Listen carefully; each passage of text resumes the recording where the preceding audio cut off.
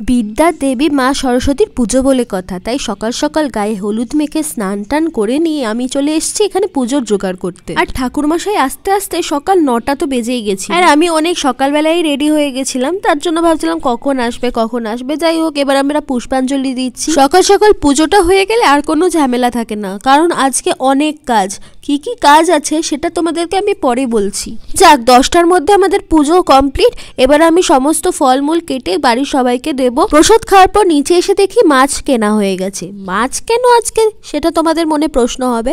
তো আজকে সরস্বতী পুজোর দিনে আমাদের এখানে কিন্তু রান্না পুজো হয়। এখানে সবাই ওটাকে সৃজানু উৎসব বলে। আর এই দিন এখানকার প্রত্যেকটা বাড়িতে সবাই এত মাছ কেনে। তো আজকের মতো রান্নাও আমি করছি। আর এদিকে মাছগুলো ভাজা হয়ে গেছে। এই মাছগুলো কিন্তু কালকের জন্য, মানে আমাদেরকে কালকে বাসি খেতে হবে।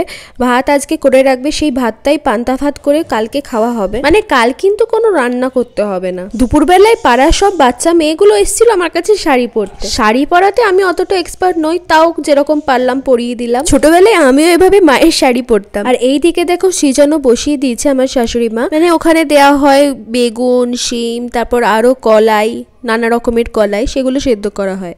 আর সন্ধ্যেবেলা আমরা বেরিয়ে পড়েছিলাম একটু ঠাকুর দেখতে। তবে বিয়ের আগের সরস্বতী পুজোটা খুব মিস করি।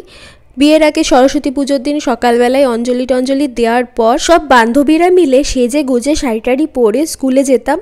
বেশ ভালো লাগতো। অনেকে আসতো স্কুলে, মানে যারা স্কুলে পড়তাম সবার সাথে দেখা হতো। তো ওটা আমি খুবই মিস করি।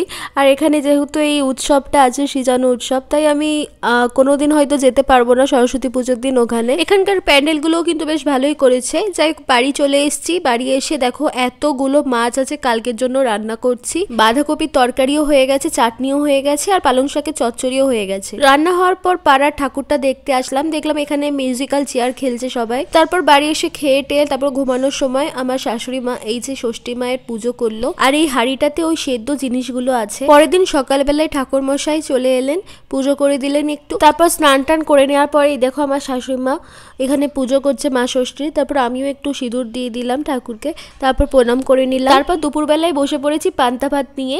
আছে পালং শাকের চচ্চড়ি, বেগুন সেদ্ধ যেটা ছিল সেটা মাখা হয়েছে, আর বাঁধাকপি আছে মাছের মাথা দিয়ে, মাছ আর টমেটোর চাটনি ছিল। বিকেলে একটু ঠাকুরও দেখতে বেরিয়েছিলাম।